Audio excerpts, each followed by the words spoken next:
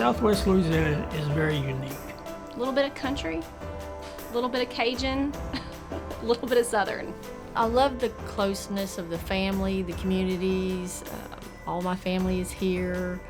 Friday, Saturday football games, church community. It's just really close-knit, and you just always feel home. There are good schools, there are good people. You have a small town, hometown feel, which I'm from a small town, so I immediately loved that. But yet it's still big enough to have access to a lot of things to do, a lot of social things to do.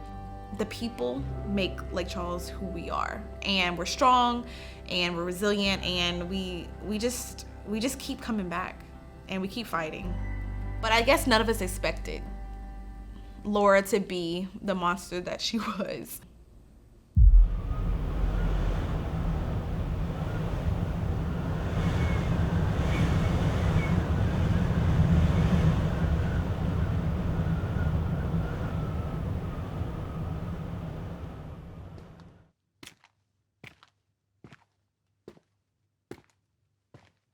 Man, this was heaven. You know, you're here by yourself. You don't have no neighbors within half mile of you. The closest neighbor is a mile this way, and the next neighbor is a half mile to the front. And you had all this, and this is what you come back to is nothing. So if you want to live in paradise, this is it. This is what you have. It's not a matter of if, it's a matter of how soon it's going to happen again.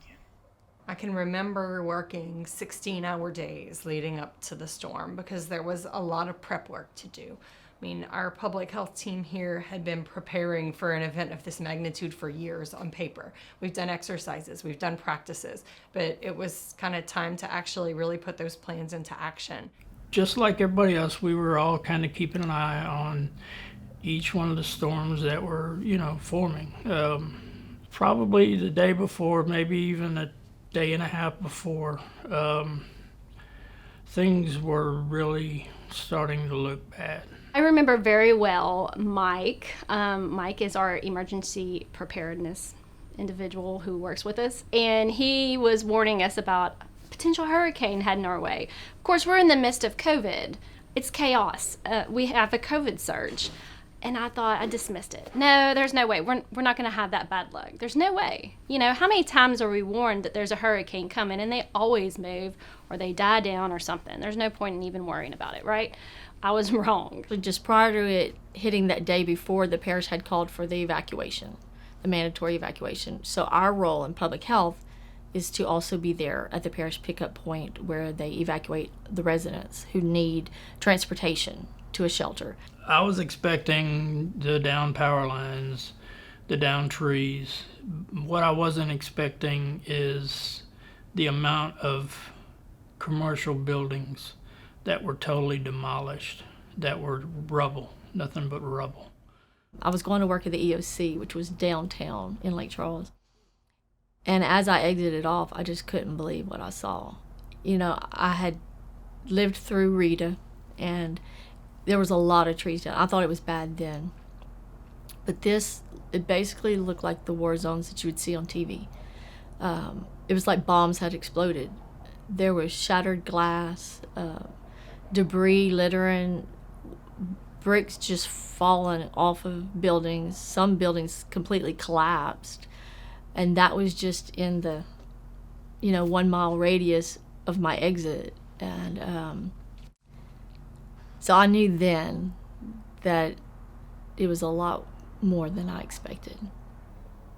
I've never seen it this bad in all my years of working emergency response. And I've been through several hurricanes, and I've seen the damage that hurricanes can do. What I saw is something I'll never forget. And we were trying to figure out how we could do mass evacuations post-storm. We had hospitals that took on a lot of damage, and so we were also coordinating the evacuation of hospitals. There was no water, and that's the main reason that the people who were here ended up evacuating post-storm. People anticipated electricity outages, and they have generators, and they stock up on gas and food, and they think they can ride it out. but you don't anticipate not having running water. That's a big deal. We had team members to come in to Southwest Louisiana to help to assess water systems. There was complete devastations in a lot of ways. A lot of the water systems were completely razed, destroyed. I considered it a third world country at that moment because you were sweating while you were sleeping. You would hop in the shower and it was freezing cold. You didn't have hot water to shower with. Nothing was exciting about it. And to know that my staff was here every day, it's very, very selfless, I feel like, to protect the public's health. We were working remotely within hours after the storm. And then whenever we were able to get facilities secured for our nurses and clerks to come back, they began to jump in and provide services, no question. There was no question of, I don't have a really secure place to lay my head tonight, but there was no question of what they were coming to work. They've reported to work day after day after day and continue to serve the community almost like nothing ever happened.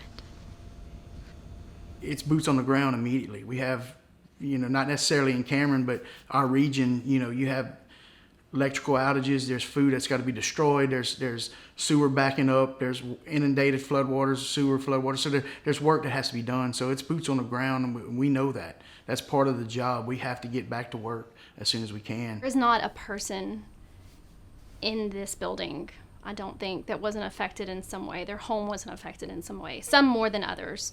The amount of people who completely lost their homes, I couldn't tell you the number.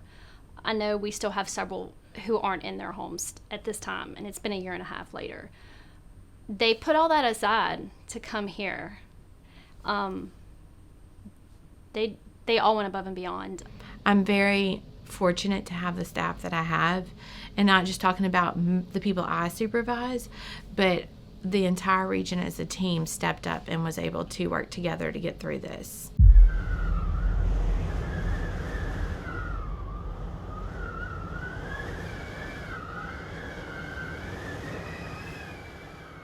I feel like it was like whiplash. I had just gotten electricity back probably a week before Delta, and then Delta comes, and we've got to leave again, and it's all over. We've got to get the community members out. We've got to get them to the emergency shelters if they want to. We have our community testing that we have to pause, the vaccines that we have to pause, but then we have to be ready to bring it all back right away because our community needs it. I think you just find a lot of people in that situation where they had started to make progress and then just got another setback. It was just one more thing. It felt like just one more thing to deal with.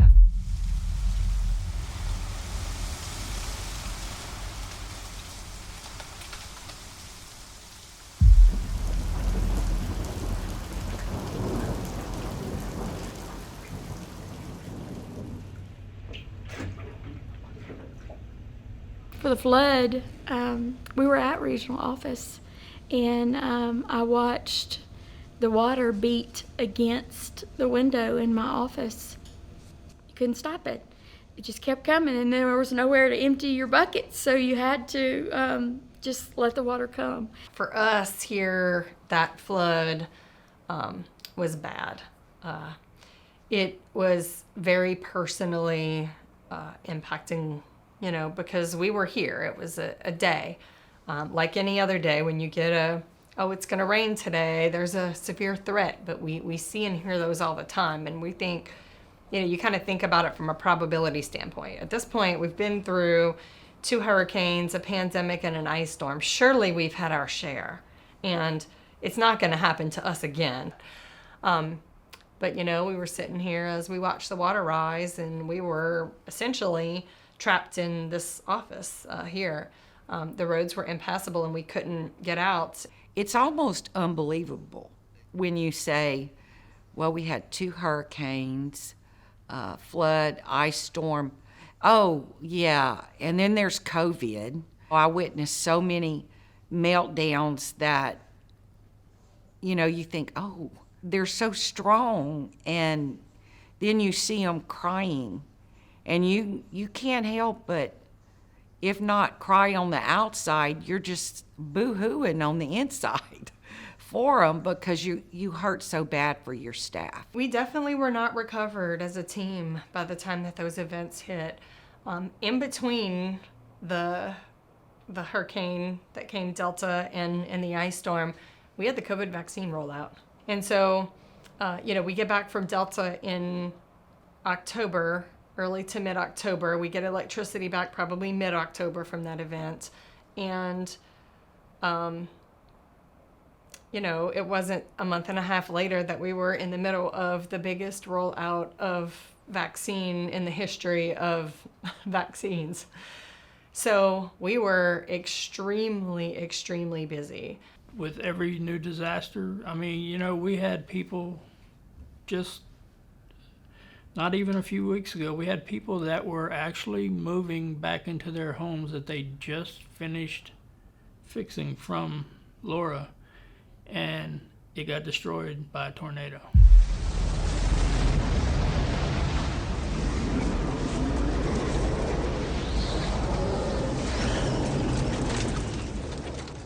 With Laura and all that we have gone through, I think that this area, this region, the state, and all the local governing bodies stepped up and did a great job. The National Guard was a huge help. They were here passing out food for everybody and ice and those needs, but they were also here for us to help with the rapid testing and the community testing in general. I worked really closely with BMAC. Mindy was very helpful every time I needed another flyer created, because we were having flyers created for all the different community testing locations that we were providing. And she would whip those flyers out so quickly, we were able to put them on social media and hopefully disperse them out into the community so that they were aware of what was available, as well as vaccines and other resources. Some individuals of the state lab were very helpful. Andrew McLemore came here very shortly after the hurricane to assist in training us on Binax testing, which is the rapid testing platform. And then later, following Hurricane Delta, he came to assist us in training for Q, which is another rapid testing platform. So he was very helpful.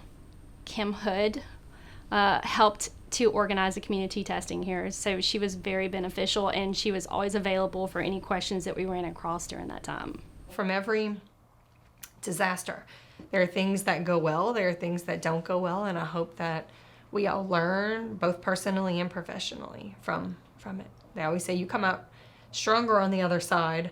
I don't know that we feel like we're there yet. People always ask, how do you do it? And I always say, one foot in front of the other. You don't think about it. You just do it because you have to. And then really it's later reflecting back that it's actually when you realize, wow, it was really as crazy as it felt. The saying is, you're made for times like this. And I truly believe our team was made for our time. I mean, I feel like they were champs. They amaze me. They amaze me every day. They just kept showing up. They just kept showing up and kept doing it, regardless of what happened to us. I think we found our strength in each other. The sky's the limit for this team and for this community. All of the disasters has just brought everyone closer together, and they have more care for every single member of the community. With our leadership team, there's no stopping the team here and what we can accomplish in the health of our communities.